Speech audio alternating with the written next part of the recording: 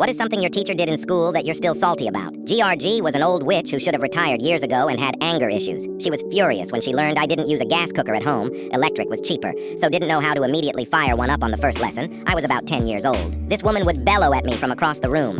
As a sensitive, people-pleasing kid, I was a blubbering, trembling mess each lesson because I was petrified of making mistakes, and her shouting at me. One day I was running behind. I always ran behind. And she took my food out of the oven, cakes on a baking tray, and I reached to grab something and accidentally brushed against her arm.